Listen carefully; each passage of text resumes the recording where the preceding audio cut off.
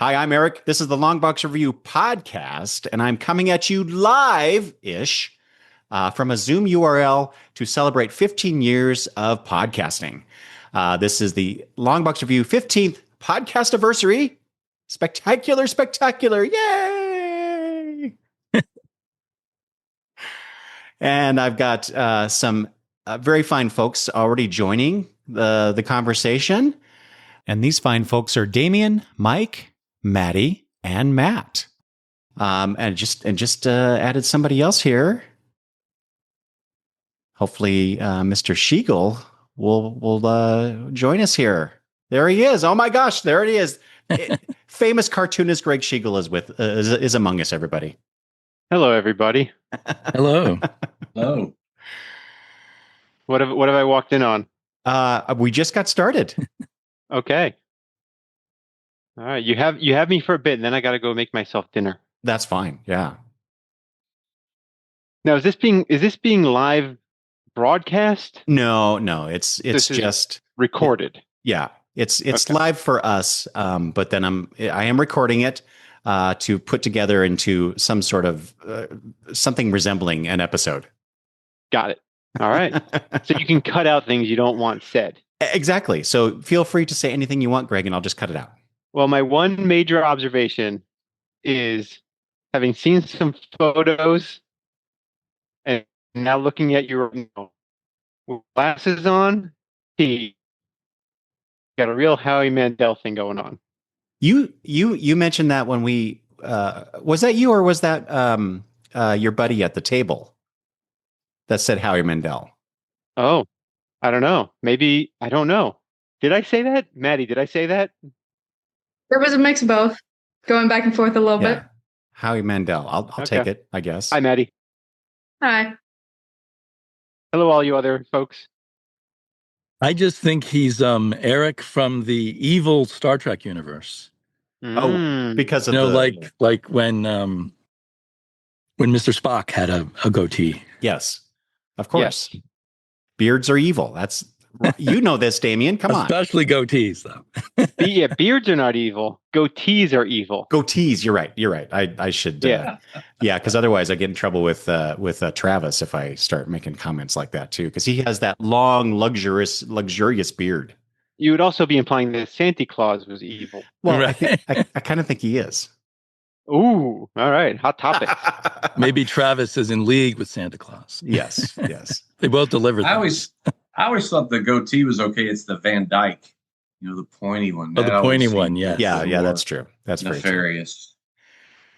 Very true. MJ is here. MJ is the host of the Nerd Goggles podcast, and I which is a podcast I absolutely love. Even though I don't read hardly any of the books that MJ talks about, but I love how she talks about them. So.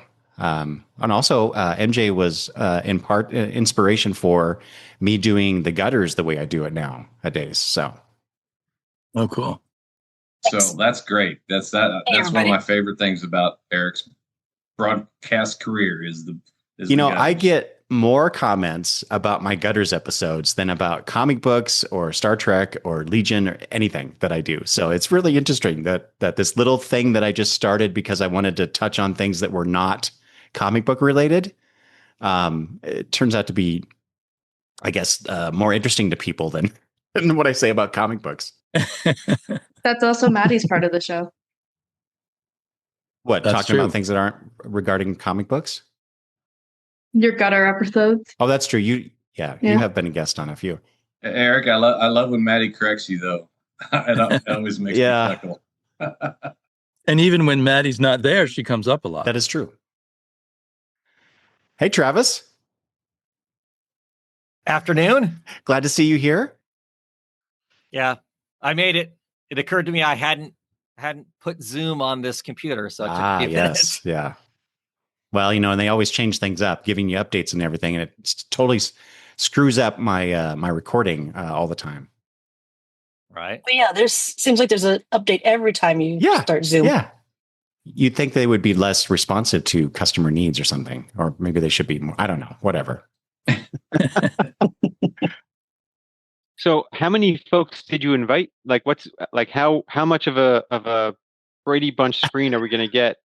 That's a very good question, Gregg. As the faces populate. Well, I imagine that this will be about it, but I did invite a bunch of people, and also put it out, on the interwebs for people to join if they'd like. So I was really curious who would show up here, and I could tell right now that you all are the fine, amazing folks in the world that would show up to something really stupid like this.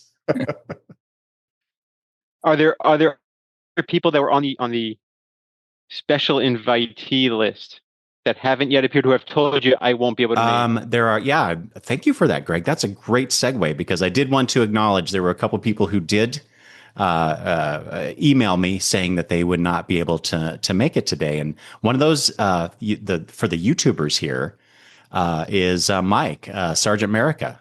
He said he would not be able to make it. I would have liked to see him. That would have been great too. And then also Christopher Calloway, for those folks that remember the Creator Talks podcast. He was not able to make it. So great interviewer. Yeah, exactly.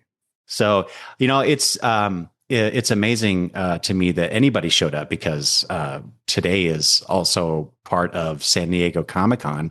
And I'm surprised that, at least some of you aren't like glued to your screens trying to figure out what news is coming out of SDCC. And that's why Bendis isn't showing up, right? Yeah, of course. But when I scheduled this, I had no idea. I totally was spacing that this is San Diego Comic-Con, but who cares what's coming out of San Diego? Yes. Who has that kind of money? Anymore, I wait till Monday and then look at all of it. Right, exactly. But you can't keep up with it as it's going. But live. I have been keeping abreast of some of the news coming out of San Diego, so I was just going to throw it out to you guys. You all, some things that just kind of caught my attention. And the first thing I wanted to throw out there, especially considering most of us, the ages that some of us look, a little long in the tooth. Excuse me? You're talking about Maddie, right? I said some of us, Matt. Come on. You started when you were 10, right? So you're only. So, but the George Perez New Teen Titans Artist Edition is coming next year. Ooh. And I'm like, I obviously I'm getting that. I have to get that. But I was wondering if anybody else would be interested in such. And they're also doing the Amazing Spider-Man by Steve Ditko Artist Edition as well for those Spider-Man podcasting fans. I thought they already did that. Okay, that's interesting. No, they've done Romita twice, and they've done Gil Kane Spider-Man editions, but no Ditko yet. Well, now that he's dead, I guess they can. Maybe that was the holdup. I wasn't sure if the art even existed because he didn't care much about his original art. A lot of it was put into the Library of Congress, actually. I just got the Neil Adams one. The Neil Adams is kind of my George Perez because I'm older than you. So what are we going to get with that Teen Titans, this special edition? What are we going to get with that? Well, from what I saw, it looked like there's many pages, covers, just showing the Perez art, and that's there was very few images that I actually saw. So who knows? But it's going to be I don't know. I don't actually have an artist edition of anybody's, so I don't know how many pages, how thick these things are. So I'm hoping we'll have just a bunch of different. I don't care if it's a sequential thing, if that's what you're asking, Travis. Yeah. Because sometimes they are. Sometimes it's like, oh, we're printing issue number 1, or we're printing, or if it was just going to be a hodgepodge of. Based on just like the 4 or 5 images I saw, it looks like it's going to be a bit of a hodgepodge, but I don't know for sure. Damian, you have one in arm's reach. Why don't you just show us one? So I'm outdoors, but I will say that more recent ones, because I own roughly 30 of them. Nice. More recent ones tend to be a hodgepodge. I think in the early days, they didn't publish them until they could find complete stories. Right. And I guess now that's probably why it took so long for the Neil Adams one to come out, because there's almost no complete stories in that one. Oh, okay. Because like those early ones, like the Commandy one and whatnot, it was like literally issue 1. You got the issue after issue after issue. Right. You could read them in a row. Yeah. Right. But who knows? Maybe they'll have dug up enough paras to get. Also, in a way, you kind of want them to skip time and show you a bunch of different paras too. So. So then the question is, Eric, as a huge fan, what needs to be in that? What would be like? It's got to be the cover of, or it's got to be. I want the issue that featured Trident. No, I thought I'd get a bit more of a reaction out of Travis out of that one, but. Is this an old joke about Trigon? No. There was a character Trident that I don't remember what issue it was now, but it was the Titans trying to solve the mystery of the murder of this villain, this third-rate villain, without Robin along to help them. So I don't know. I've always kind of liked that issue anyway, but.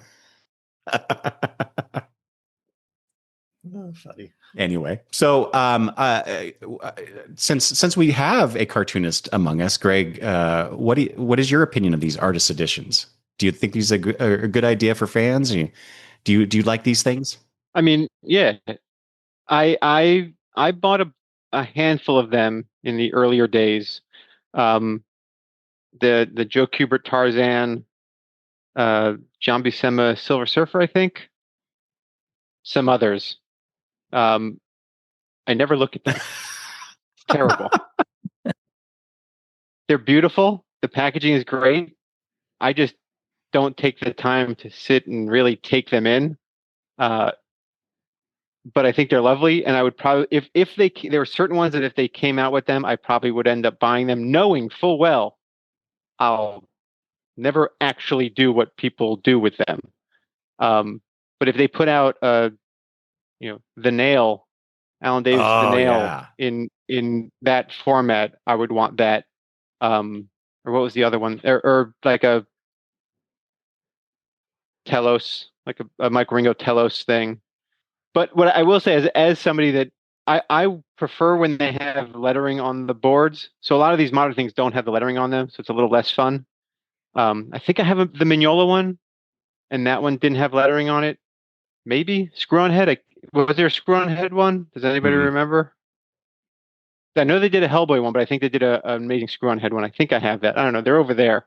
But is any of this video being released? No. Eric? Okay, great. So I can make all the gestures I want. Like I bought the Peanuts one, the Charles Schultz Peanuts one, and it's huge. And I don't know really what to do with it. And then I bought the New Gods one because it was the first Jack Kirby one. But I'm not a New Gods guy, and I would have preferred a different thing. But I jumped the gun. So if anybody's looking for a New Gods book, reach out to me, and we can work something out. It's available. I call for dibs. But I think they're beautiful. I think the package, the product of it is beautiful. I think it's great to be able to see what original art looks like and to essentially hold it in your hand. It doesn't smell like old paper, which is a shame. They should somehow figure out a way to make it smell like art boards. Yeah.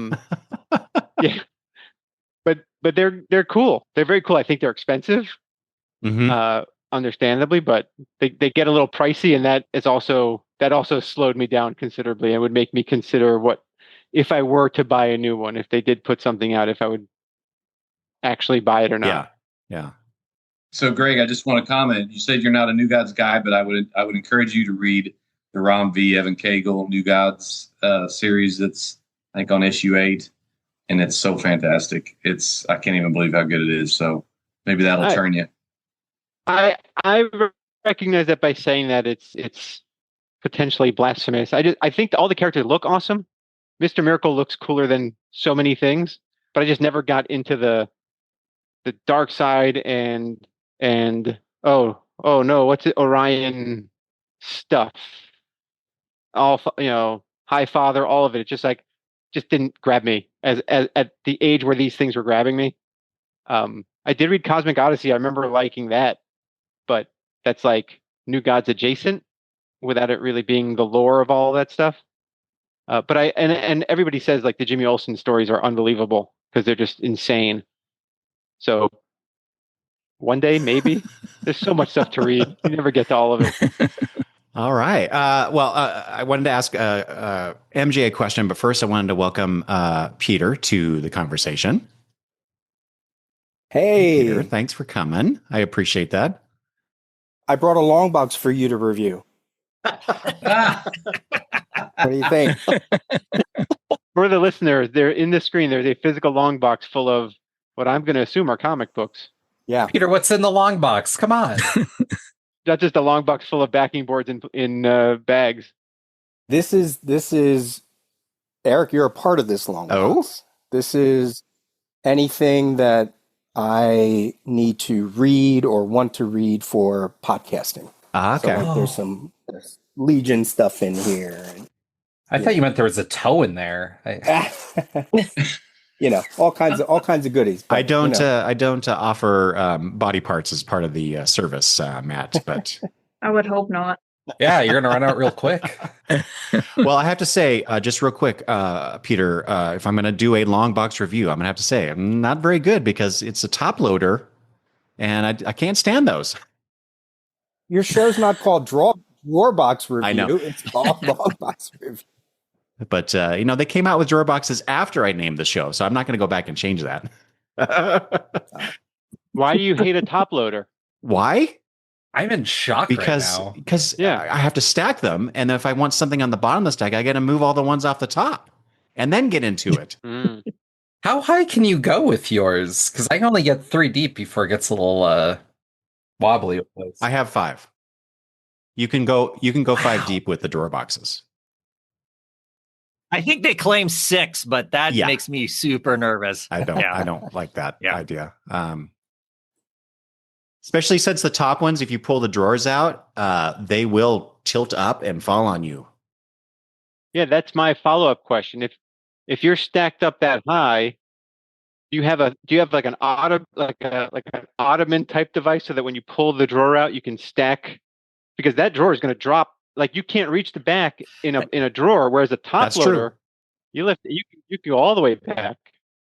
But that's why you lock them together, and you lock multiples together, and as long as you got comics in all the row, it'll hold it down. You that can is pull true. it out all the way to the end. The big problem with going that high is even at 6'4", it's still high enough you can't really look into the drawer to see what the hell. I have to use a stepladder to get to the top ones. I have something similar to that. It's for my shoes, though. I don't know if you guys have seen those. The shoe boxes, and they're stacked. Yeah, and they're stackable. And I think it was a 12-pack, so I have 11 of them stacked really high, and I am fearful of when they're gonna fall. But at least it looks good.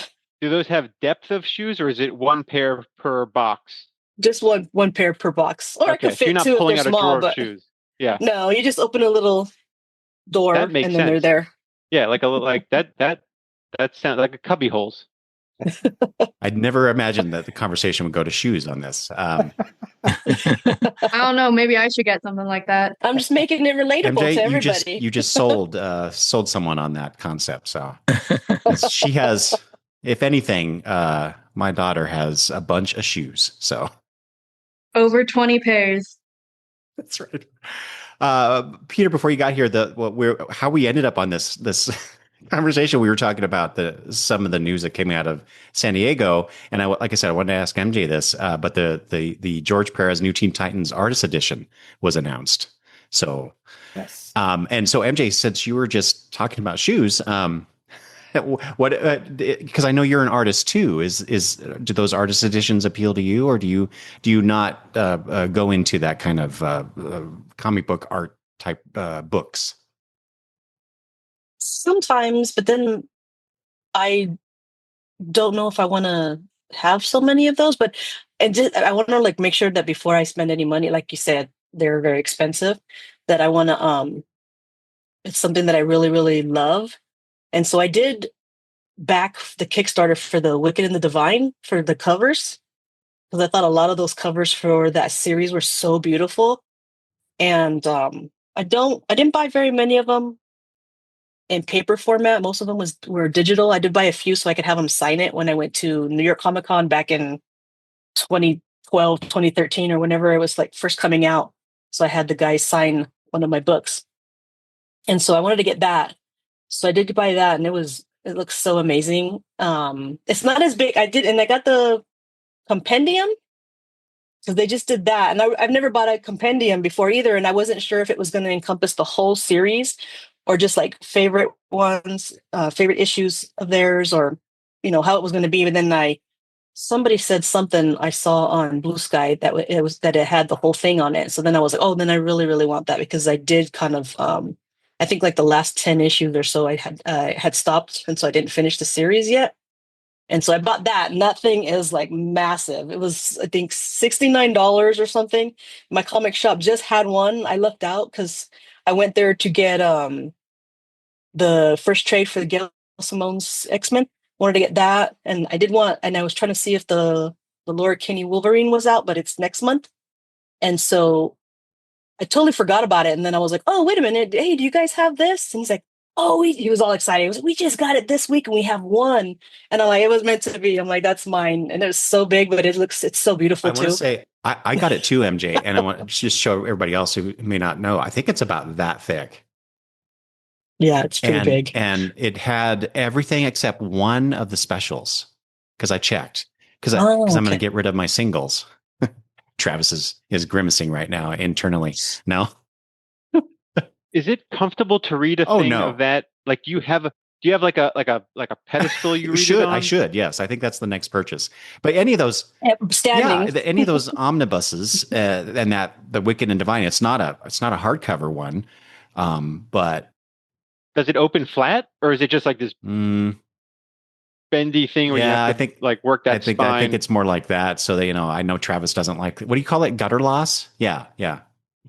Oh, the dreaded gutter loss. Yeah, that's terrible. I haven't heard that phrase in a minute. But I was going to ask the same thing about those compendiums, because I've seen some of them for some series that I'm super interested in, but the physicality of it seems like a nightmare. And so, yeah, how do you physically read it? At a table. Yeah, I'm thinking like a school book. Would you consider doing this? Buying the book because it looks cool on the shelf, big giant spine, and then having digital issues for reading purposes? I would actually, yeah. Depending on the series. Yeah. For me, I'm going to buy the rest of the digital because I have them already mostly all digital. Same thing with like Saga.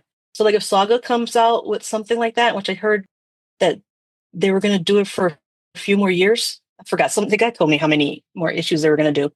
I'm definitely interested in getting that one too. Well, I want to get the hardback compendiums of Saga eventually. I did that with I just want the next issue. Well, okay. Well, but this brings up an interesting question, because I find myself these days, because I converted mostly to trade waiting and reading collections instead of single issues for the most part.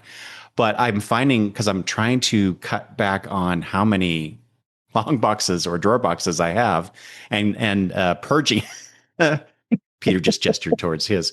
How much space I have to take up, right? And so I'm going to try and get rid of single issues and just consolidate down to specific collections.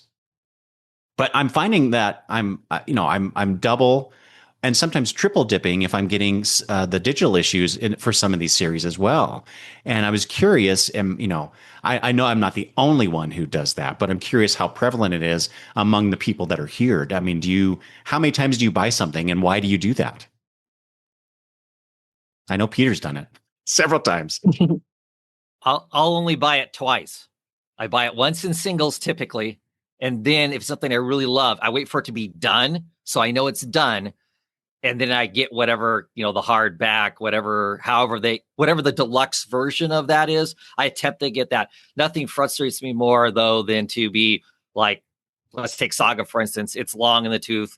And like they start releasing hardback versions of it or whatever. You think that's what the whole thing's going to be. And then when it gets to the end, or once it ends, then some other version comes out, which is a little cooler to set on my shelf. And so then you end up buying it 2 or 3 times. So now I really, really wait for it to truly be done before I buy that first. There's worse situations, Travis. I know, but I just collected Mage, and the last story arc is only in 2 trades. Other than that, it's only been issues, and that's the only way it's collected. And the other collections have all this beautiful back matter, all these other collections, but no, that's just how they have it. So it looks like an eyesore on my shelf. I have a story. So I don't think I've ever mentioned this. So when Mouse Guard was coming out 20 years ago, right? In those really cool, just rectangle shaped books, supporting David Peterson, this new indie book that was catching fire. Everybody was really interested in it. They announced the hardcover, and I almost acted like a novice. But when they announced the hardcover, they said it was going to have a lot of back matter, maps, and all these things. I got mad because I felt like I wish there was a way for those people who do enjoy singles to pay a couple of bucks to get all the back matter without having to get the hardcover. Mm-hmm. Now, this was obviously before digital, and before digital was really out there. But so my double dipping, triple dipping doesn't necessarily always happen. I feel like soft cover trades for me, I feel like that's not the best presentation for what I want. If it's a hardcover, okay. Like Nightwing, the Tom Taylor, Bruno Redondo run. I got the singles. Then when the hardcovers came out, I said, I'm going to buy those. My favorite character. Okay, I don't do that often. If they did a omnibus, I would not get it. I just don't enjoy that format. Mm-hmm. So I think where my double or triple dipping comes into anything that is really, really personal to me, that I just want as many different things because I enjoy learning, reading a new intro, getting some sketches. I still would love if some publisher would say, hey, those of you who supported us when we needed you, here's the back matter for like $2, $5. I would actually buy that. Haven't there been creators maybe on like the image independent sphere who have put out back matter as just a PDF on their website? Or am I just imagining that because I thought that would be a good idea? Sometimes, I mean, David Peterson's really good about putting stuff on his website. So yeah. No slight to Peterson. I guess a lot of it has to do with how do you release it and keep it safe so people don't share it, don't spread. I mean, everything's online these days anyway, so it doesn't matter. If the comic is available digitally, somebody's going to rip it and ship it. Right. Why do I buy physical copies when I have the DC app, and by the time I get my order, some of the comics actually are on the DC app? Why do I buy Crisis and then the facsimile issues of Crisis and then the one gray slipcase, and then I had the Absolute, sold it, the new Absolute's coming out, getting that? It is a little bit of a hoarder mentality when you really want something, you just want, all your rules go out the window, if you really want something. I think a lot of us have irrational attachment to comic books. So we see that facsimile of something we already have 2 copies of, and it's so exciting to buy another copy of it just because it connects you emotionally to that initial rush you got from it. That's at least why I keep buying things like facsimiles of. I sometimes forget what I've bought, at least in what format I've bought it. So Camelot 3000, I think I've bought 4 times in one way or another. So, but I'm never disappointed when I look at those covers. I've definitely done that. I gotta get, And I'll say I'm on the other side of this spectrum completely. I used to have a bunch that's out of a storage in 2012. So all the good stuff is gone. And then I had a bunch of comics I had amassed from having worked at Marvel. You'd get free books. I just comics everywhere. And when I moved from New York to Atlanta, I didn't want to move all that stuff. So I got rid of everything, sold it to a local comic shop. So now I take very much less physical media. I'm a library guy now. I'm about the Hoopla app and the library, and I read stuff. And something really has to reach a threshold where I'm like, now I want a physical copy, because I know how rarely I reread anything. So having a physical copy, like now it's about like what's going to take space physically. In my brain, it could take up as much space as I want. And then if I want to reread it, I can find it at the library or somewhere, which isn't maybe the best for the health of the business, but the library is good. Folks, use your library. Yeah. They can use all the help they can get. Well, so it's interesting, Greg, that you mentioned that because, and Peter also mentioned the app, right? So I read things on the DC app. I have a Marvel subscription. I'm contemplating another subscription so I could read more independent books. And then I do the same thing, Greg. I read a series like a new DC. I'm trying to think. Well, Mike mentioned the New Gods series by Ram V, and I'm forgetting the artist on that, Mike. Evan Cagle. Thank you. And Andrade had a little bit. Right, and so I'm reading these things, and then I'm deciding, hey, is this good enough to buy the physical collection? And I'm finding that most of the stuff, unfortunately, from Marvel and DC don't interest me in any either story wise or art wise, whatever, to buy those collections. And so it's been very rare. So it's actually kind of saving me money in one regard, because I'm getting my money's worth, at least out of the DC app, by reading as many issues as I do out of it. Marvel, not so much, because I'm not reading as much. I'm actually thinking about not continuing that subscription. But for example, the one thing, more recent thing that I ordered that is newish, that met that threshold for me was the new Absolute Martian Manhunter series, because it's just gorgeous. The Javier Rodriguez art is just a wonder, and I want to see that printed and be able to pull it off my shelf and look at it and reference it if I want to down the road. Well, curious about, you mentioned that comic and reading it digitally. There's actually a page in the first issue at the very end of it that the reveal, I'm assuming, doesn't work at all. No, not in the way they intended. No. Right. Digitally, because for anybody who doesn't know, that in that first issue, you actually literally hold it up to the light and it has an image that passes through from one side to the other side that show you something. And I don't see how you would do that digitally. Does the comic tell you to do that?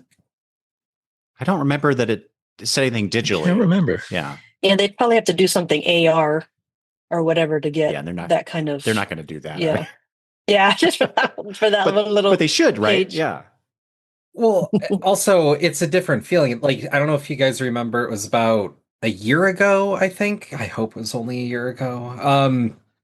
With all when they relaunched the X-Men books, there was a page that they put on digital only. And there was a lot of an uproar around that because you're buying physical and now suddenly one of the pages isn't there. I don't know. I wasn't loving it. But not quite the same, but a little different. Mm-hmm. I think they do that in a lot of media too, because I was just reading a series this year that I started, and I started with audiobook, and this will tie into double dipping also, because I started with audiobook. We had a 3-day weekend, and I only listened to audiobooks when I'm working, and so it got really good. So I couldn't wait, so I bought the book, so then I started reading it. So then I continued reading the rest of the book. But I felt incomplete without having the rest of the audiobooks. So I got those too. And then I listened to the audiobooks once I was done reading. Well, the funny thing was at the end of one of the audiobooks, there was like an extra chapter from one of the characters, their point of view, that was kind of like a side character. And I was like, I have the book and I don't remember reading this chapter in the book. And I was like, did they add this to the audiobook? It's kind of like, what we're saying with the comics as, for getting the audiobook that was an exclusive right there. And it was really neat. And I'd never seen that in a book before. Yeah, I've never heard of that, actually. So that's interesting. My older daughter, Brittany, is into reading romance books. And she will listen to the audiobook. Well, okay. She will buy the physical copy, listen to it as an audiobook, read it on her Kindle, depending on the situation she's in, whether she's traveling or has a few minutes, and then we'll buy the book again because they re-released it with I don't know what they call it, but they actually do art on the edge of the pages. Oh, so they're like, like for us, they'd be a special or an annual or something for comics, right? Mm-hmm. Something special and different. But it's just like the publishers, at least for the romance books, they've caught on to this whole idea of collectors wanting a special edition that they can put up on their shelf. And then they have other versions of it that you can consume in, whatever way you want. So, is there, so I started thinking about that. It's like, how can comic books accommodate that? Or are they already doing what they can in that regard?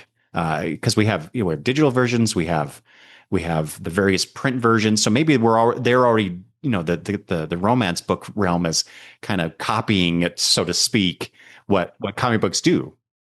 Isn't that what our variant covers are? I mean, isn't that true? Really? Yes. And, yes. and then there's that whole conversation about, is that really good for the industry or not for the industry?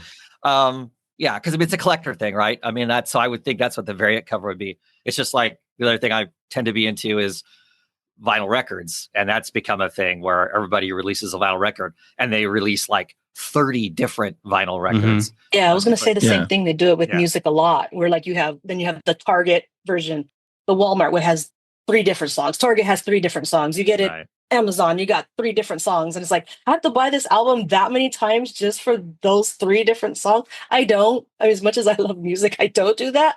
But yeah, it's for the people that like to collect things. And then just to go back with the double dipping, usually I will buy digital first, and then if I really like it, then I will buy a hard copy, and usually I'll just wait for like the trade to come out or something like that, and then I'll buy that.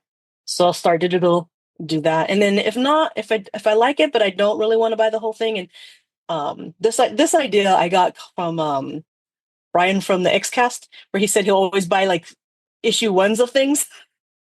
So sometimes I'll buy digital and I'll read the whole thing, and then I'll just go buy issue 1 of the physical just to have it. I don't know why, but it just kind of, I don't know, it just makes me feel good to have it, I guess.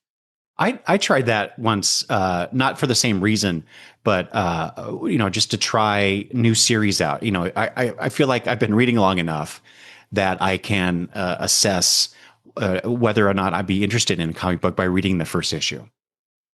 Well, I think that's what he was doing. I think that's his intention, was to see if he liked it. But I flipped it to the way I like to do things, and so I'm like, I want to have the first edition of this in physical. Yeah, and it's kind of weird, I guess. No, it makes sense to me. What I found though was that there's been one time where I'm like, oh yeah, I want this series, but I wanted it in the collected form instead. So now I have this one issue, and do I really need that? No, I don't. So I stopped doing that, in other words. So I'm not going to continue with that. But yeah, I want to say, or want to ask, since this is also the weekend, I think this is the first weekend that Fantastic Four First Steps debuted in theaters, which I've already seen. But I wanted, and last week we went and saw Superman. Has everybody seen Superman and Fantastic Four, or one and not the other? Just a couple of us? One, neither. Not the other. Oh, okay. I saw Superman, not Fantastic. All right. Well, we can't get spoilery with anything, but I just wanted to, get everybody's opinion about the new Superman, because there was lots of discussion, I would say, online about, him being such a good guy, and if you're looking at it from the other perspective, which is the wrong perspective, that he's woke and all that crap. So what do people think about Superman? I liked it more than I thought I would. Yeah? I liked it more than I expected to. I don't want to spoil anything about it, but I got to see something. I mean, Metamorpho was on him. It wasn't even the Metamorpho I necessarily wanted to see, but I got to see Metamorpho, and I got to see, it's a minor spoiler, his head floating around with a wisp behind it in a movie. Yes. I'm like, this is unbelievable. And then, like everybody else, I'm gonna join the chorus that Mr. Terrific is dope, and they did a great job. Like, it felt to me, I saw somebody post online that and I don't know that they were complaining, but saying this movie felt more like the 4th movie and not the first. And my reaction in my mind was, that's a feature, not a bug. Like, it 100%. Felt like a superhero world, and there was no embarrassment or decisions like, we got to explain all this. Like, stuff was just happening, and I was buying in to everything that was happening. There was no like, wait, what? I don't know about. It's like, yeah, they're saying it's real, so it's real, and let's go. And it was a real treat. And almost every scene with Ma and Pa Kent was hitting me in emotional ways that I was not prepared for. Well, so Superman embracing the comic bookness of the character and Yes. his world, that's something I felt that Fantastic Four did really well too, in different ways. So I that seems to be in the ether, if you will, maybe with some of the movies that we're going to be getting now. Here's hoping. Yeah, I liked Superman more than Fantastic Four, but I did enjoy Fantastic Four. I wanted more superhero stuff in Fantastic Four. I wanted more stretching. Oh, I'm with you there, Greg. I'm a big elongated man fan, so I'm waiting for CGI to advance to the point of realistic stretching. It looked pretty in the movie. It looks pretty good, but there wasn't enough of it. Like there should have been. Again, I know not everybody's seen it. I wanted more casual use of powers because they can. Oh, I need a spoon. Like go get that spoon, bro. Exactly. But that doesn't really happen. Yeah. Yeah. But it's a fun movie. I just didn't like it as much as Superman. That's fair. Little like comic book nerd gripes. Silver Surfer shouldn't have pupils. Things like that. I agree with everything Gregg said. I liked both, and I like Superman better. And both of them made me feel like, because successful movies will influence the comics, which I care about more, that maybe both of them, especially Superman, will make the companies want to do more fun, less dark kind of comics. And I'm looking forward to some upbeat comics. Well, I was just going to say that it seems like both the people who produce Superman and the people who produce Fantastic Four are really trying to embrace that idea of hope, of fun. And which is, over the last 10 years or so, with a certain vision of the DC universe that we got, and the large number, seemingly large number of people who seem to embrace that vision. I'm so happy that they're turning the corner on that, and we're getting, it's like what does Superman say in the movie to Lois about this, I don't know, I can't remember the exact words, but it's hip to be hopeful or something. I don't remember what the line was. Oh, I do. but I like that. I like that a lot. Can I run a quick survey before I go and make myself dinner? Please do. The question I have, and you can do show of hands. How many folks started reading superhero comics before you were 9 or 10 years old? Definitely. Yep. I think, most of us here. And then how many, like 14 up, did you start reading comics? Yeah, okay. So here's my fear, and you guys can debate this once I go and make a piece of chicken. Drop the bomb. Yeah, go ahead. So here's the theory. The theory is if you started reading comics as a young kid, you have a notion of what superheroes are as this sort of, I don't know what the word is, but they're awesome and they're fun, and there's not a lot of questioning. Why does Batman have his underwear on the outside? Why doesn't he kill the Joker? You don't ask those things because you're just locked into the world you're being delivered.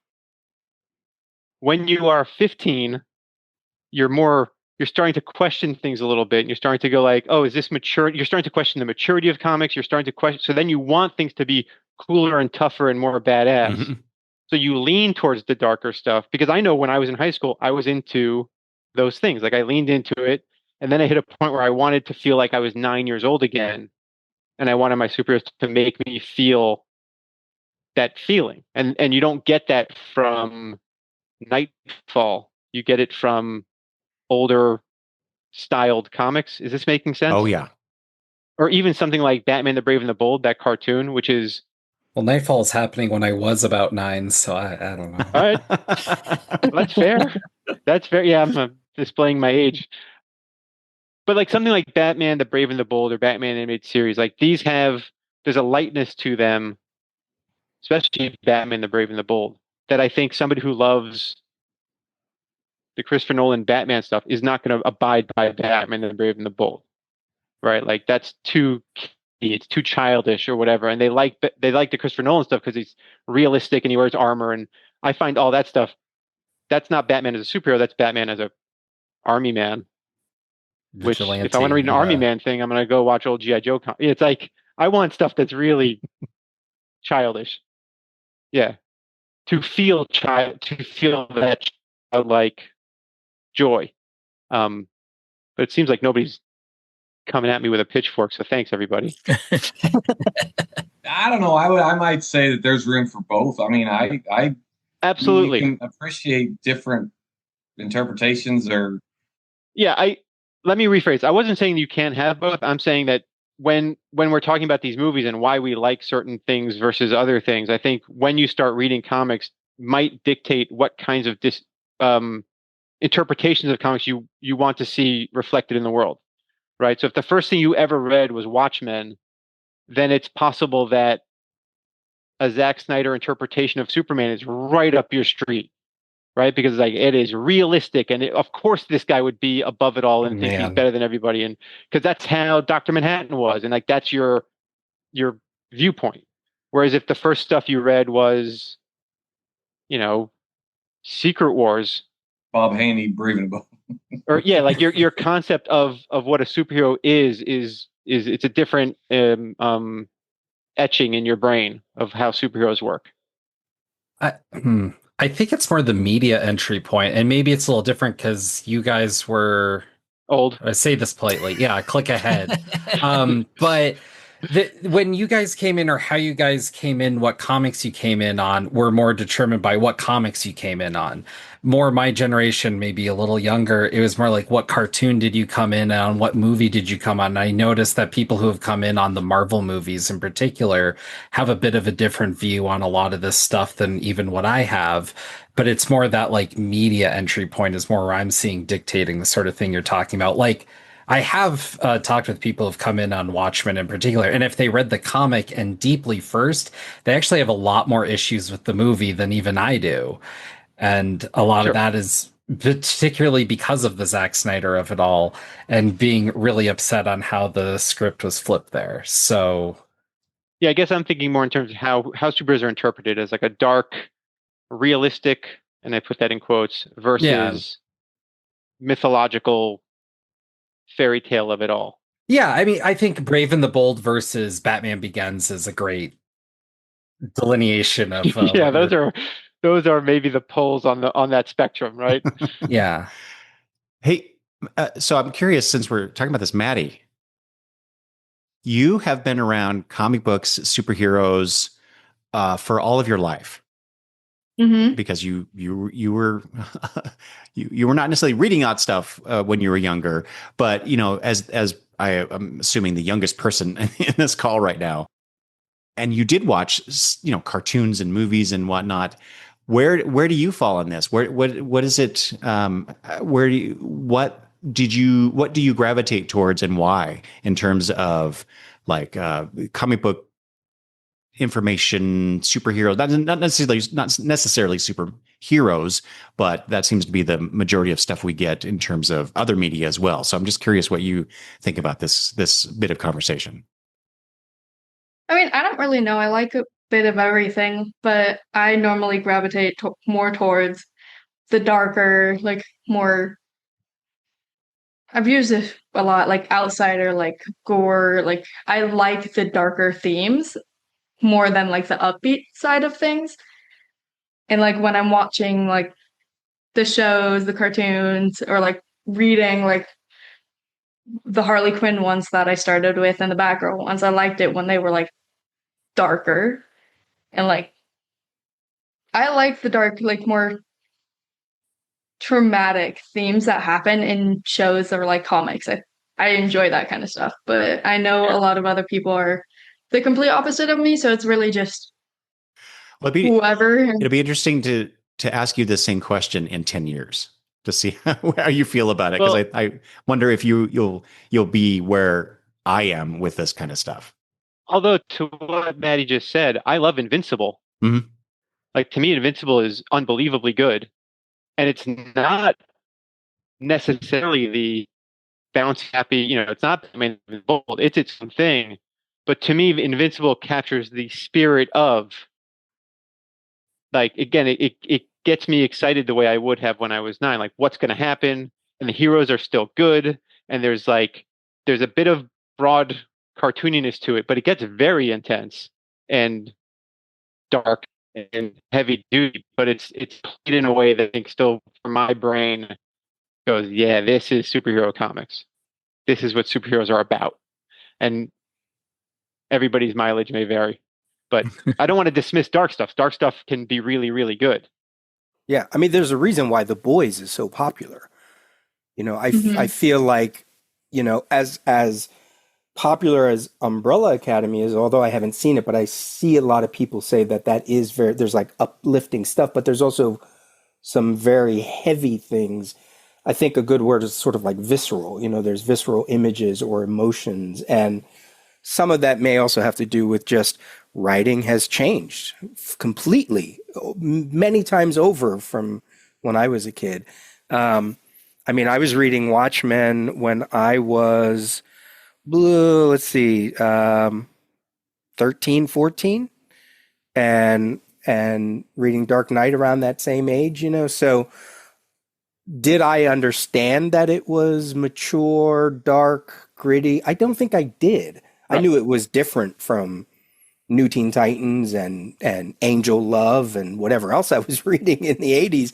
I knew it had a weight to it, but I maybe didn't necessarily understand that other people were calling it, oh my God, this is so dark and whatever. That tracks.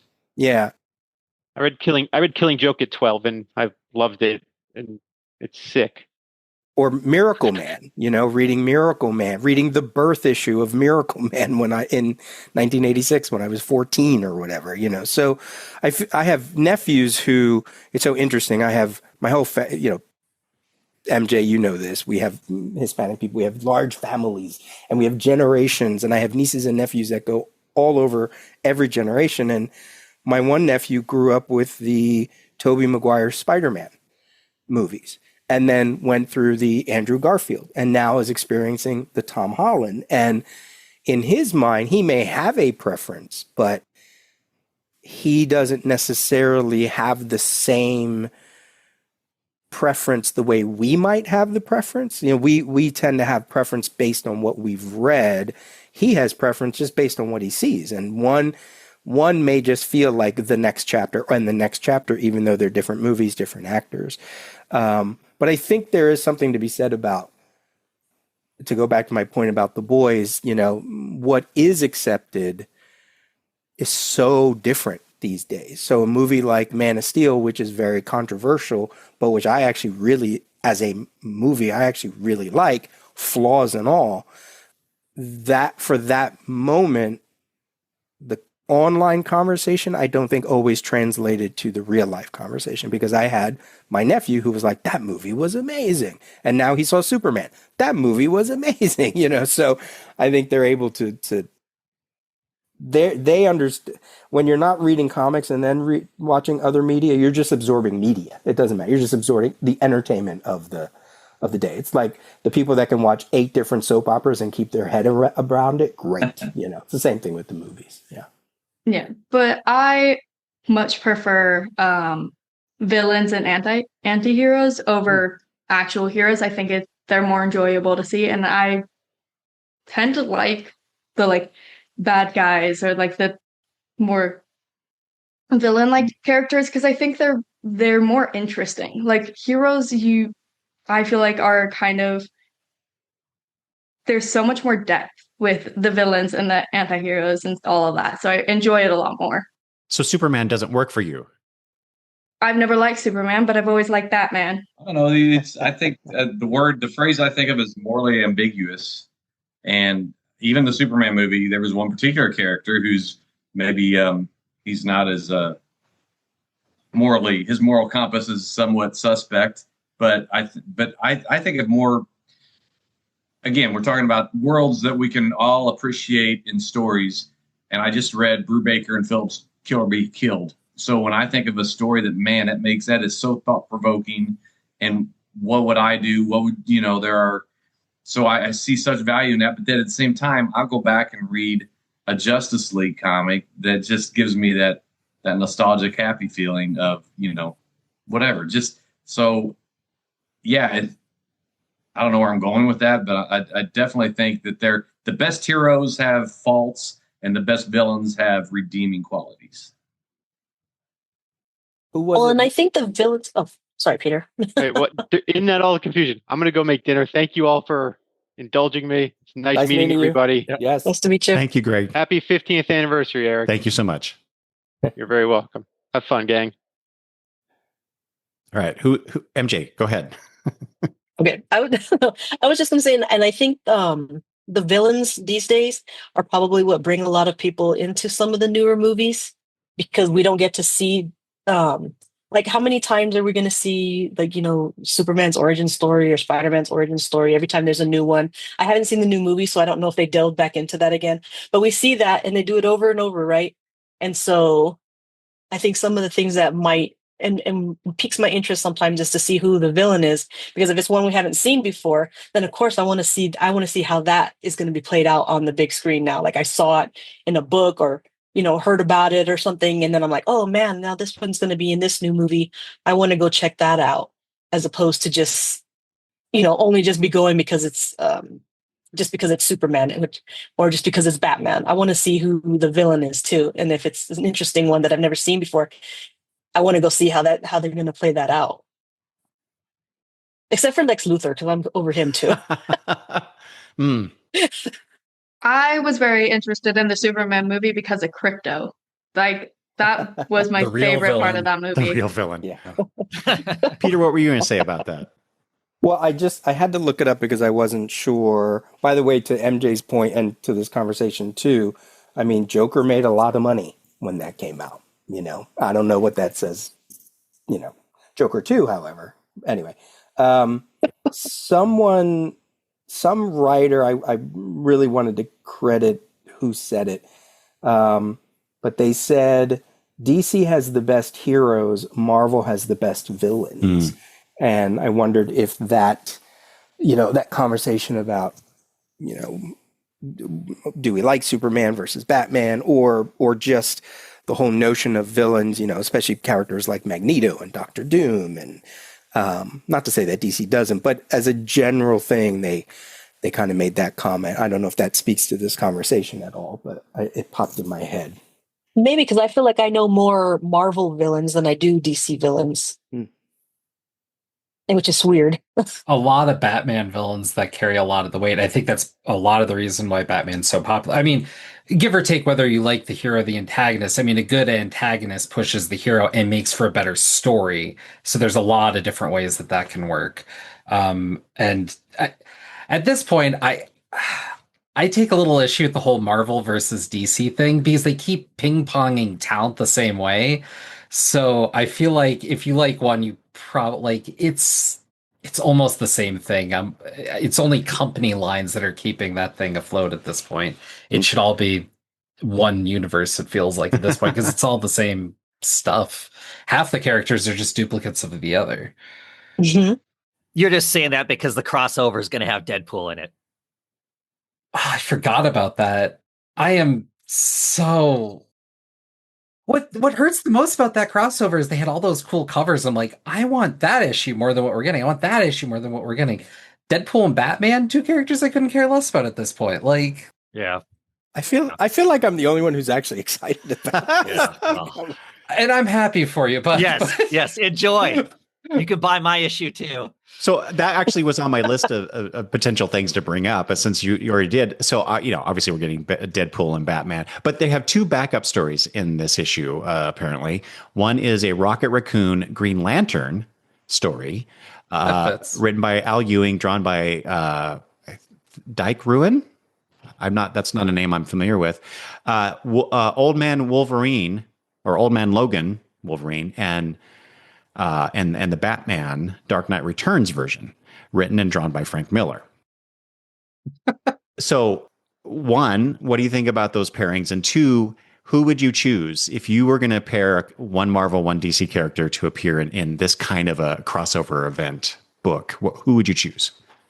First, I'm just worried about Frank Miller doing art anymore, but I was asking whether Miller's just doing covers or is he doing an interior? It's, as far as I know, it's the interior short story that's part of the the issue. Yeah.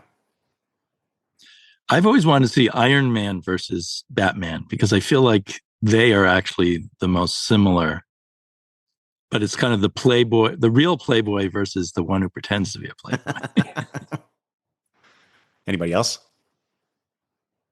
I want to read Batman and Deadpool because I love both those characters. I think they're such, like, I've always liked Batman. Batman, Bat Family, like I was saying, that's like my favorite, one of my favorite groups in DC. But Deadpool, I just enjoy Deadpool. So I should have ordered that issue for you. Is that what you're saying?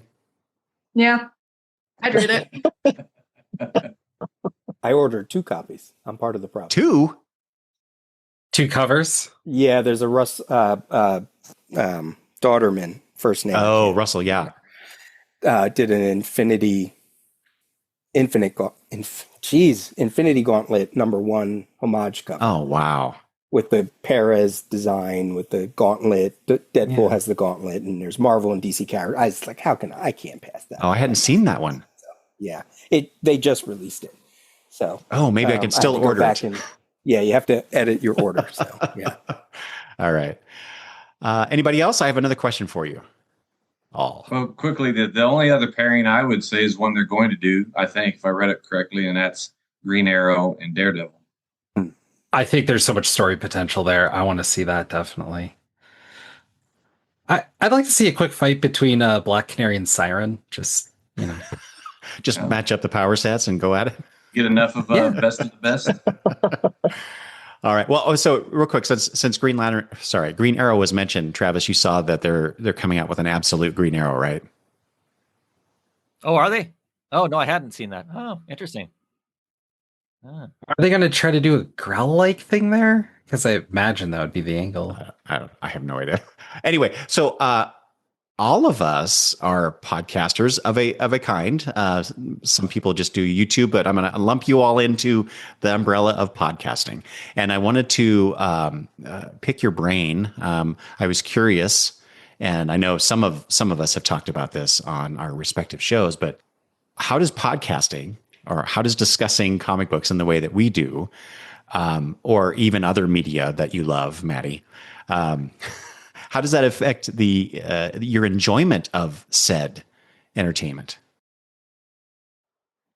You have to pick people to go first. Can you restate this question, please? I was going to say, yeah, can you say that again? See. So us talking about, I'll just say comic books for a shorthand, but how does talking about comic books affect our enjoyment of comic books? As or do you even separate those two ideas at all? Are they all just one and the same to you? I personally try to make them all part of the same thing. I enjoy comic books. I enjoy them much more if I'm having a conversation about comic books with somebody else. I get a lot more out of it having a discussion about the books. I find myself, I don't read going, ooh, I'm going to have this conversation. But after I'm done reading, to then think, what does this person think about it? Or how often my mind gets changed to some degree, or somebody says something about something that I had read, not realizing that, maybe that was the take on, that was a way to look at it, and then be able to then suddenly have fresh eyes on it and stuff.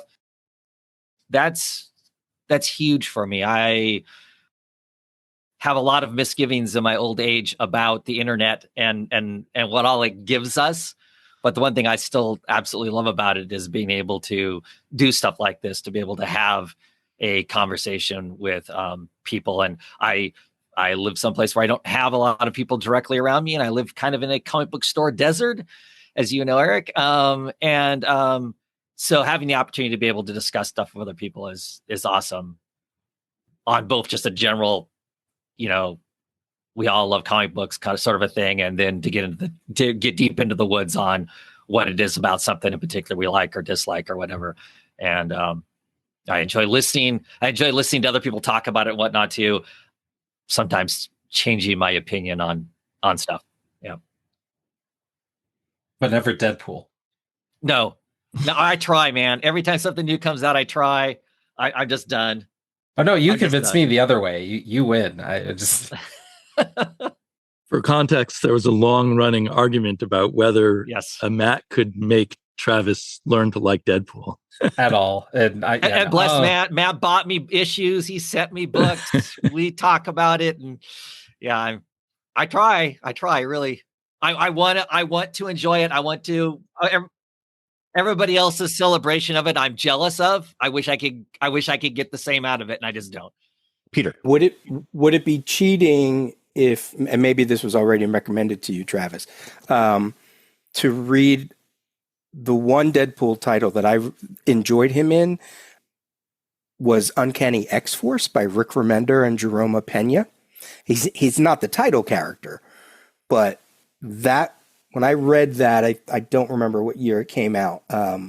I was like, oh, I could read that Deadpool. I could read that Deadpool. I can read that Deadpool. And I did. But it wasn't necessarily a Deadpool comic. So I don't know if that's cheating, if that's going in the side door. But if you haven't read that, I haven't. I'll that. check that out. I like those creators. So, Yeah. I mean, that would be... outside of the Deadpool of it all, that's one of the best X runs ever. So I guess I'll go next because I've certainly interjected myself so I can shut up and let other people talk after. I've had a lot of back and forth with what you're talking about there, Eric. And when I'm here with you guys, people I trust are people of a certain demeanor. Like, I'm sorry, who is it who brought up, was it Camelot? Was it 300, 3000? Mike, yeah. 1,000. Mike, we've never met. I want to hear you talk about that because I don't know the first thing. I couldn't even remember the number, right? But you clearly have a passion for it, and I want to hear about that. Please hit me up or something, or if you already did a podcast, just I'd love a link. Happily. Yeah, I love that kind of stuff, and that's part of. I mean, the old school YouTube community that we had was a lot of that, or what became some of the podcasting and stuff that I've followed with Eric. All great. On the other hand, I've been on the internet, I've been on a bunch of communities, and it's been negative at times. And dealt with that as well. Also, there's more of a free flowing, just people kind of talking podcast that I like. There's also more of a meat grinder content churn kind of podcast that I was a part of for several years. And that becomes work. And that kind of took away from my enjoyment of a number of things. And I, outside of keeping up with the monthly stuff, haven't read a back issue of Spider-Man in several years because of that. I think I'm finally at a place, but I think it can go either way. And I think you have to be, how do I say it? In some ways, you're taking recommendations or thoughts from people, and advice that I've held to after I've heard it now more and more is only take advice from people who you want to take advice from, not just anyone, basically. And I think that kind of follows here. And so all you guys seem great. Absolutely would love to keep more of a conversation or some actual real conversation semi-regularly going. That would be great. But there's definitely be wary of the company you keep. And I know all the people I have any history with here has had some ups and downs with various personalities along that way. So that's what I'd say. And then I'll let others talk. Thank you. So Matt, I know of which you are referring to in some general terms. I know the YouTube community, there was a lot of turbulence, I'll say, right? Over time. Yeah, like the rise of Comicsgate and that whole thing, which has been gone by now, I hope. But yeah. But I haven't, I will say, and I, please, somebody else jump in here too. I haven't really experienced that from the audio podcasting side. I also am a very small show in a very big ocean. So I don't draw that kind of attention that maybe the YouTube algorithm could possibly, hand off to you guys. So who else wants to take a stab at this? Otherwise, I'll move on to something else I want to ask you about. I wouldn't mind just following up on what Matt said, and that's I I was a listener to comic related podcasts for many years before I started podcasting on my own. And so I think it was because I got tired of shouting into my phone, whether it be in jubilance or disagreement. So I became the guy that sent those emails, just ping Peter, ping Eric or whoever. And because for the reason Matt said, you want that, it's just the community that you gain, especially, I forget who said they were in a comic book desert. Is that you, Travis? Yeah. A comic store desert. That's where I grew up. I mean, I didn't have anyone to really talk about this. I'm doing a lot of catching up now, but so I'm so happy to be now podcasting about this passion I have. But I sometimes, because of my own compulsion to do it, to do something to the degree that it's just perfect, sometimes I let the perfect get in the way of the good. And I still listen to podcasts, and I have a backlog that's a mile long because I always want to read what you guys are always talking about, because I don't want to just listen without knowing what you're talking about. So that puts me in a big backlog. And then I've got the homework reading, and then it like leaves this little bitty sliver of time for me just to read whatever I want. I've been carrying this big tabloid around for I don't know how long now, since I bought it, and I haven't read it yet. So anyway, that's all to say. I am so glad. It's a double-edged sword is all I'm saying. Yeah. Mostly very good. Well, and just to jump in, I want to say, speaking of that, Mike, I recently pulled out the Machine Man miniseries from my Longboxes so that I could read it before I listened to the Comic Geek Speak episode talking about that miniseries. So I love that listening to other people's shows will get me to try something like Camelot 3000 in Matt's case, or pull out something that I've had in my collection for years, probably, in some cases, maybe even decades, because there are still some things I have that I've not read in a very, very long time. And so that listening to people talk about comics affords me that opportunity to do that. And I absolutely love that part. Absolutely. Damian.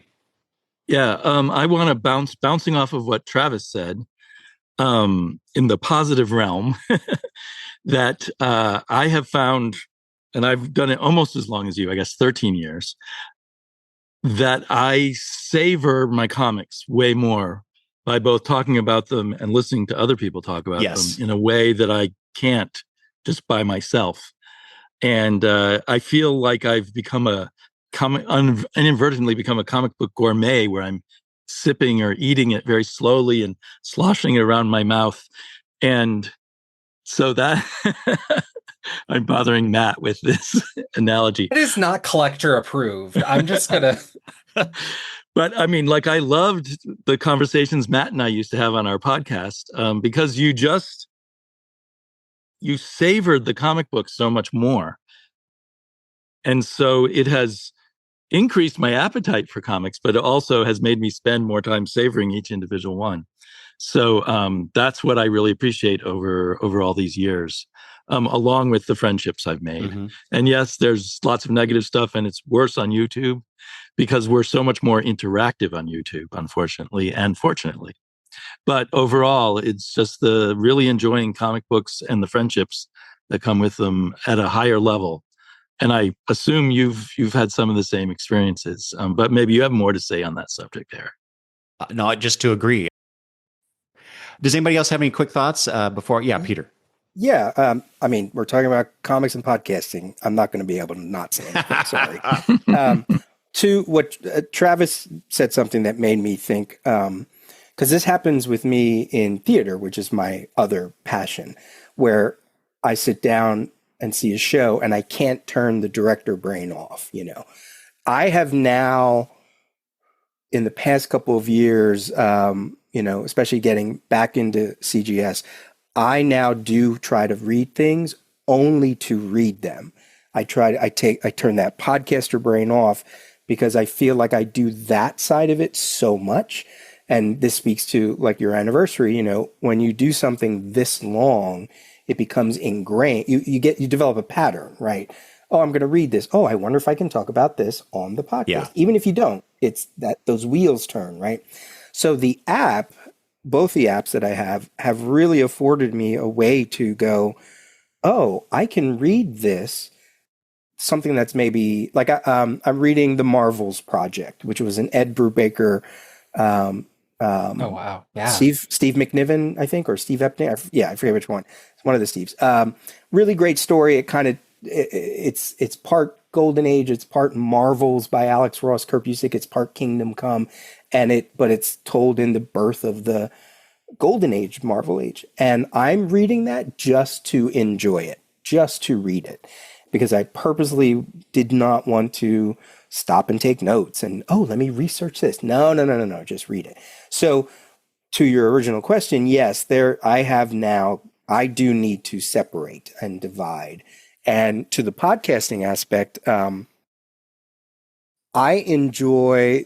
are a lot of podcasts I listen to that I don't necessarily read what they're talking about. MJ, for instance, I don't read the novels you discuss, but the way you go about your podcast that's what I enjoy, because we've come to know each other to some degree. So it's like I'm listening to people that I enjoy listening to. And there are some times where I'll write something down and go, oh, you know what? That actually sounds interesting. Let me write that down. Eric used to talk about Danger Street, and you had conversations with, I think, a guest or two about Danger Street. And that's always been on my list to like, maybe I should read that, or Danger Club. Yeah. Danger Club. Yeah. Danger Club. Sorry. So you're the one that talked about Danger Street. No. You weren't reacting. So I was like, wait a minute, I'm not right here. Danger Club. Yes. So it's things like that I enjoy about the podcasting world, that I can listen to people talk about things that I may never read, or it's a topic I don't swim in necessarily. Mm-hmm. I was fortunate to grow up in a community that my friends were comic book friends, and then I got like a second group of comic book friends. So I think I've been fortunate, like that side of it is, and it's so interesting to hear from people who say, I grew up with nobody. And I think that's why podcasting makes everybody kind of go, and we all gravitate towards this community, and hope that we can come away and go, you know what? I really like their thoughts, or I disagree with their thoughts, but I like the way they present them. So I'm going to listen to that. So that's what I enjoy about the podcasting thing, especially in terms of comics, is there's no shortage of opinions. I don't care what opinion you have. If you're interesting, or I've met you and you're interesting, and we've had conversations, and or somebody recommends you, listening to Eric is how I learned about Damian, how I learned about Travis, so that branching out is so powerful. So yeah, I really, just to connect back to your anniversary, like that's something that really has made it worthwhile listening to the show for so long. Oh, good. Could I ask a quick follow-up there, Peter? Sure. Has the Discord been a good additive to that, or is that not worked the way you were hoping? Surprisingly, yes. It's when social media went like that, when we moved away from forums to individual apps and Twitter and whatever else, when everybody could have a voice individually on these things, I think the community kind of went back out.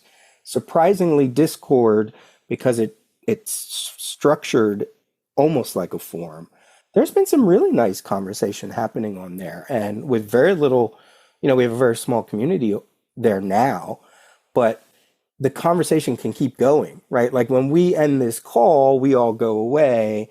But if there was a Discord feature to it, suddenly you're making recommendations, you're finding out about Camelot 3000, where, I can say, MJ, what are you reading? And then the conversation just layers and there's different threads. So Discord, I think there's a reason why Discord is so popular, is because of that, because it centralizes your fandom, regardless of what it is. Not to say that there aren't seedier sides to Discord and weirder sides and whatever, but yeah, so far it has really rejuvenated conversation. Oh, Maddie, go ahead. Okay. Obviously, I am the youngest, so it's a lot different for me. But for me, growing up, I didn't really talk to anyone about comics other than you. And so it was like a whole thing. Pretty much what I talk to like people in like my generation and a lot of that, we normally talk more about shows or like film, movies, like all of that kind of stuff instead of like comics, because not very many people read them. Like people know like, oh yeah, they're based off of it, but like they don't care as much because they're just not very interested in it. So most of the time, if I'm actually like reading a comic or something, like you're the only person I really talk to about it. So it's like, I don't know. I just think it's fun, but it's definitely like talking about like, yeah, that Discord and all of the other like apps. Like I have like all of them. So I like Instagram, TikTok, those are very similar in like that set, but like Discord, yeah, it's very set in like this conversation, and there's so many people in this certain group, like you're always talking about it.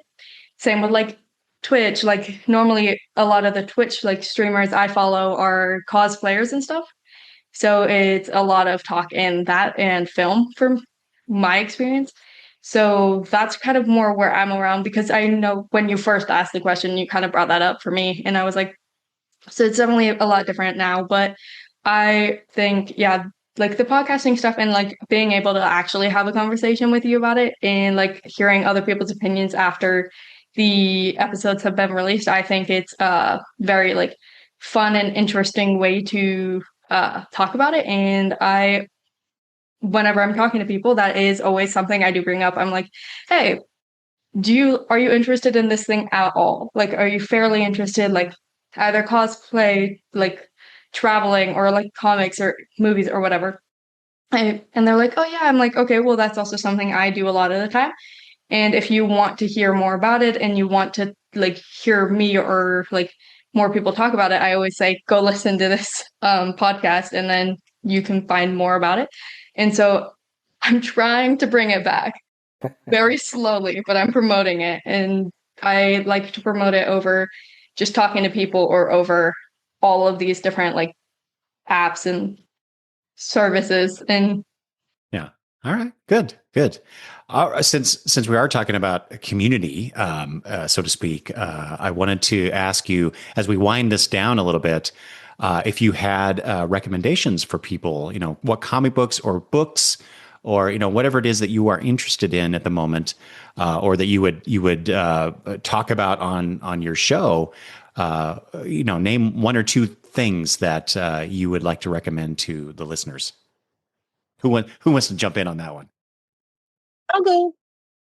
Okay, I haven't done any graphic novels lately on my podcast, which I was going to do, and I'm rereading it now, so I can do it, was Camilla, the first vampire. So I bought both those issues so I can redo it. I'm going to reread it again. But anyways, but book-wise, the Imperium saga, it's like 4 books, starts with the Fourth Wing. It's about dragons. It's like adult fantasy romance.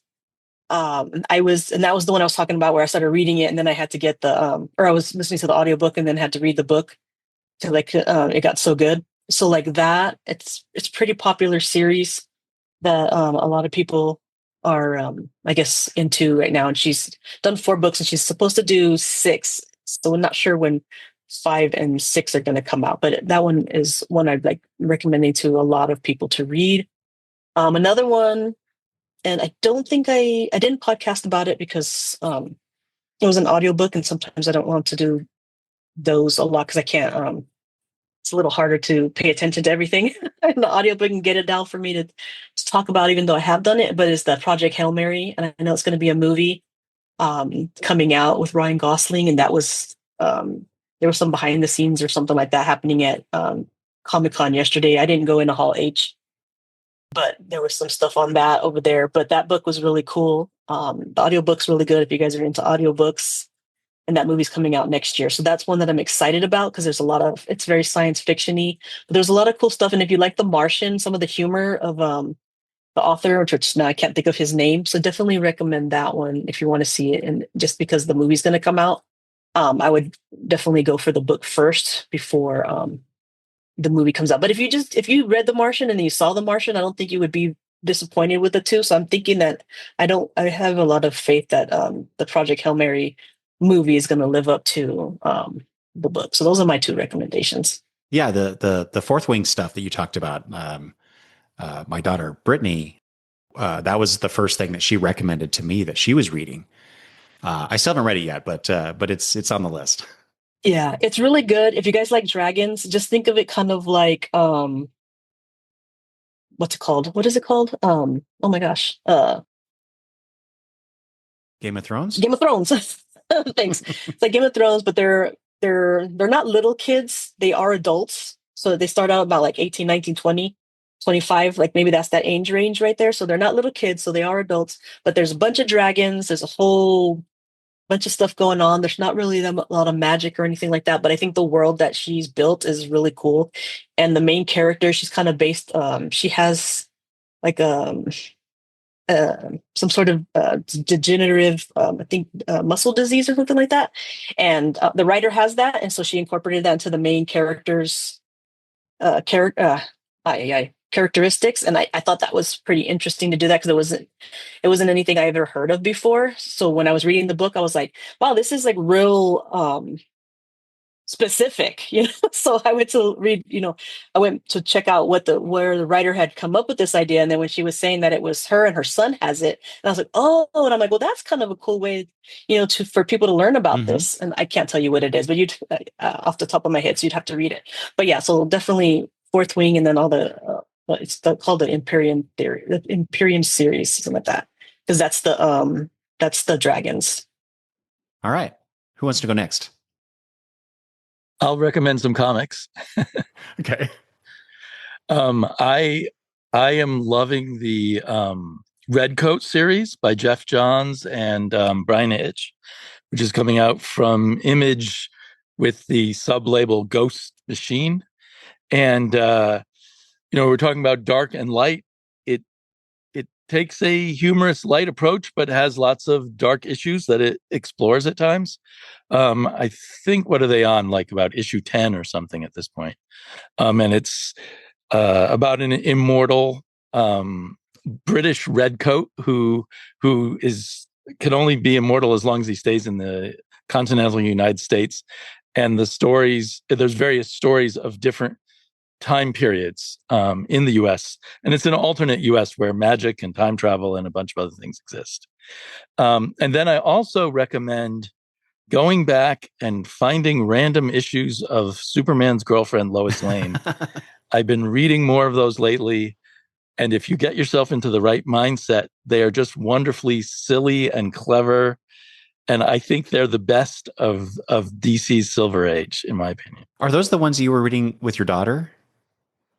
I've read some of those with my daughter. Lately, I've been reading them on my own. I read a lot of stuff with my daughter, Marvel and DC.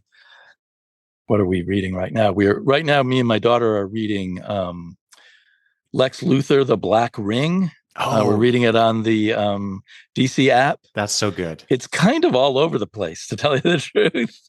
I mean, it's kind of a weird read. One issue, he's meeting with Death from The Endless. And then the next issue, it's Gorilla Grodd or something like that. So it's fun, but it's but these Lois Lane ones are just sort of each story is like not every single one, but a lot of them are mini masterpieces of childish silliness with a lot of completely wrong sexual politics in them.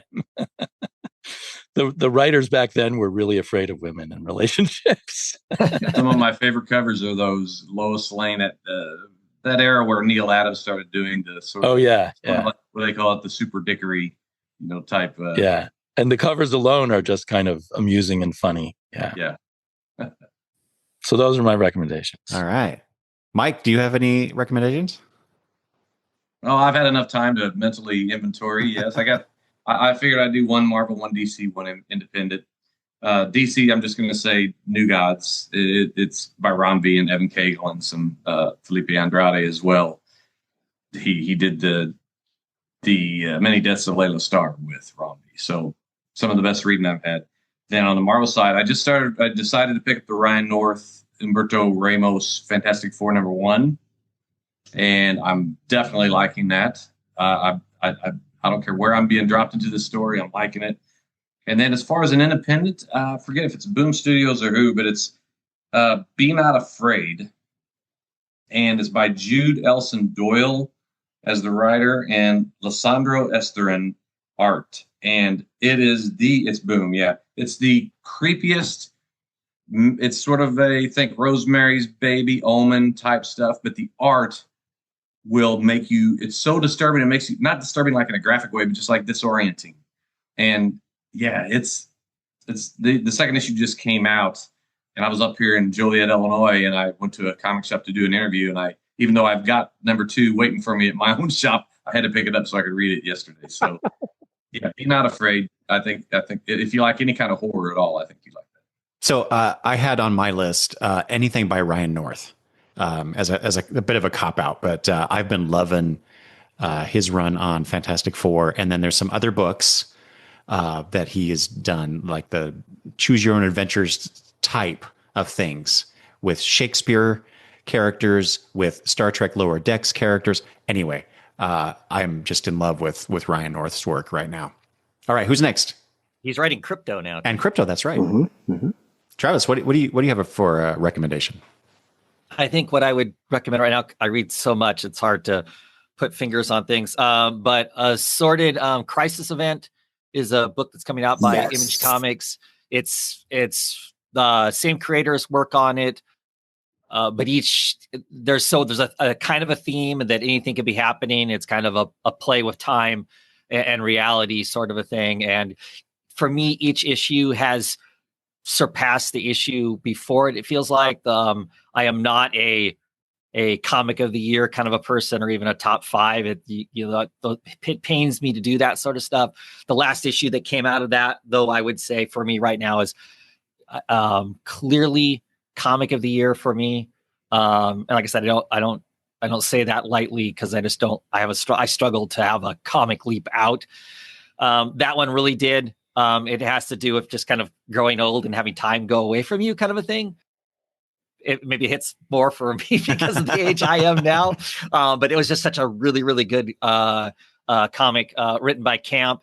Camp also writes Absolute Martian Manhunter, which is another, if you don't want to step outside of Marvel or DC reading wise, I highly recommend that book. Javier Rodriguez's art is next level. He is just so doing his own thing and visually just captures so much that even if it didn't have Camp's words, I can just live with that. Just pretty amazing stuff. I would suspect that this year, Javier Rodriguez won an Eisner for his work on the Zatanna book. I would guess that he will be shortlisted going into next year for Martian Manhunter. Pretty easy, I would guess. But those are 2 books that I'm really high on right now. So yeah. Great, yeah. I'm waiting for that first collection of Assorted Crisis Events, so I can. You'll dig it. Yeah, I think I will too. Matt, what do you have? Well, so I'm really excited because Jean Yang of American-Born Chinese and Superman Smashes the Klan fame is going to be writing Ninja Turtles with Freddie Williams II on art, who did Batman Ninja Turtles, I think is what he's most known for. Anyways, super excited for that run to be happening, because I'm super excited about that talent coming on, and also Jason Aaron is leaving, so it's a win-win scenario for me. Oops. And then Fantastic Four, like you said, Ryan North has been incredible, all that. Also, I don't know if you guys have heard of this, but Usagi Yojimbo is this comic. It's great. Everyone should read it. I think that's going to be my main recommendations right now, because that's a lot of what I've been reading when I've not been catching up on Daredevil. So yeah, I recently bought the Usagi Yojimbo Humble Bundle, and so now I have all of the volumes up to this point. I have read the first volume and really liked it, and so I'm really anxious to get back to that. So I think that's a good one too. That must be quite a chunk to read. Yeah. I think it cuts off at a Saga Volume 8 as well, which is as far as I've been able to collect physically. Saga Volume 9, so Usagi Yojimbo Saga Volume 9, which is the big collections, hasn't been reprinted ever, and it has all the Ninja Turtles crossover, and it seems like they're stuck there. So that's too bad. Yeah. Peter, do you have anything?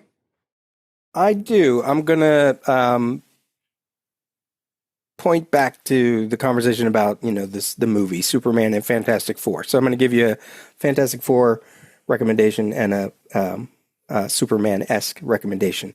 Fantastic Four, number 35. Don't ask me what volume. It's probably the third volume, maybe. From September of 2000, begins the Carlos Pacheco run. Also with Rafael Marin, Jesus Marina, and then I think which writer comes in to help him out eventually on some dialogue. I don't remember. But anyway, it's a really interesting run. It's a very super heroic run. It goes really deep into the Fantastic Four. We lost Carlos Pacheco last year, I think it was. It's beautifully drawn if you like Carlos Pacheco. It's on the app. It's on the Marvel app. I'm sure there's a trade of it out there, some kind of collection. It's just Fantastic Four is a difficult book for me to jump into unless there's a creator I really want to follow, like Hickman or Byrne or Mark Waid when he was on it. But this particular one that started whatever number I said, 35, kind of snuck up on me as a reader. And again, I love Carlos Pacheco. I think this was post Avengers Forever. So it's right in that era of Carlos Pacheco with a lot of background and detail and almost Perezian in its layouts and detail. So a Fantastic Four run that maybe people don't know about. And I think it goes up almost to issue 50 of that volume. And I think, like all endings, it may not exactly land the ending. And I think he left the book shortly before, but it's a good run. It's a good run. And then my Superman recommendation, Superman-esque, because Damian mentioned Lois Lane, the 12-issue Lois Lane series that started in 2019 by Gregg Rucka and Michael Perkins is so good. Mm-hmm. It's a little deep in whatever was going on in the continuity of Superman at the time, because there's some multiversal stuff that is going on. But I wasn't sure how that maxi series was going to play out and wound up loving it. So that is also on the app. If you like Lois Lane, it really speaks to that if you get a good creative team, Lois Lane can be an amazing title. So an amazing character to put in a book, or so that she can have her own book, which she deserves because she's been around as long as Superman. So, and then there was a Jimmy Olsen companion maxi series by Matt Fraction and Steve Lieber, and I'm forgetting whoever else, which was also a lot of fun. But the Lois Lane one for me was quite a surprise at how in-depth it was, how emotional it was. It spoke to the stuff I love about DC, the multiversal angle stuff. So those would be my two recommendations. Yeah, those are excellent recommendations. That Lois Lane, Jimmy Olsen series, the two series. I was completely surprised at how much I enjoyed both of those back then. I think I chose them as my favorites of the year. Travis doesn't do that, but I do. And I couldn't decide on which one I thought was better. And so I just decided to choose both of them because they were so good. Yeah. Cool. Maddie, do you have any recommendations, whether it's comic books, movies, television, for people? I don't really know. I was gonna say I don't really read very much. I think the last actual series I read was the Heartstopper graphic novel series, which I love that.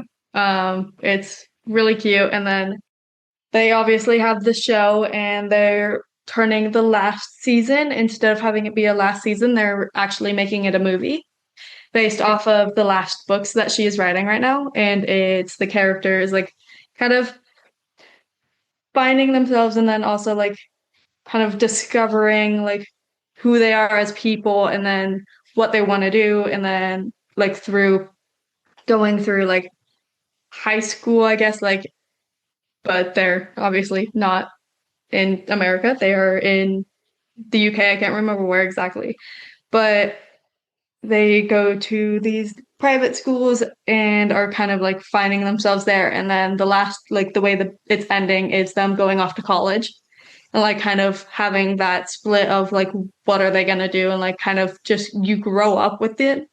And it's a whole thing. It's really, really cute. But I really enjoyed those. And then I don't really know because I'm not really watching anything new. The last like new thing I think I've like really watched that I really, really liked was Lockwood and Co. Mm. I'm really, really upset that they canceled that show, but it is a really good show with what they have. But right now I've been rewatching like Supernatural, Teen Wolf, and then Game of Thrones I was rewatching a while back. So just like I don't know, more fantasy, like supernatural, like kind of creature shows, I think. I don't know, I just found them interesting. Maddie rewatches shows that she likes, like we comic book fans go back and read our favorite George Perez Titans run or a Giffen Legion run or whatever. If I like it, I will rewatch it or I will keep with it because I already know it's good and I enjoy it. Mm-hmm. I totally agree with you though on Lockwood and Co. If people haven't watched that, I think it was on Netflix, right? Yeah, it's on Netflix. That was so good. Yeah. I do have one comic recommendation. This one I heard about from another comic writer. I just forgot what their name is. PTSD Radio. There's a bunch. There's mostly they're not like really. It's manga. It's not. It's horror. It's you really do have to read it backwards from last page to. It's not Americanized, so it's not left to right or whatever. It's right to left.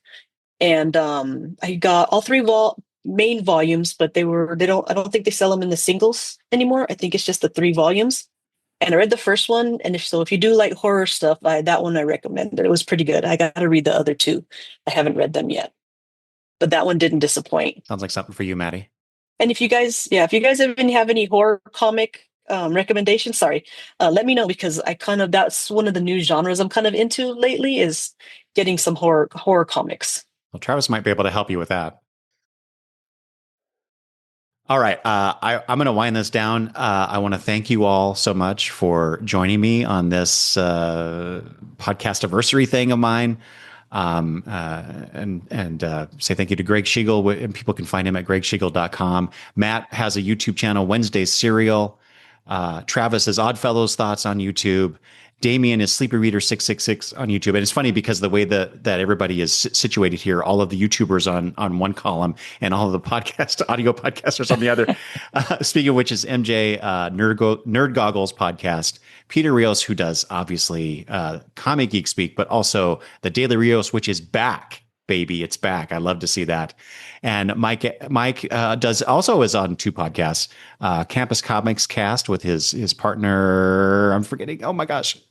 Scott. That's right. I was thinking Sean for some reason. And then also Mike's Comic Shop Roadshow. So thank you all again. This has been so much fun. And so I have a lot of feels right now because people actually showed up to this thing. Wanting to talk, and I just really appreciate that. So thank you all, and we'll talk some other time, hopefully. Congrats, Eric. Thank you, Eric. Congrats. Congratulations. Thank you all.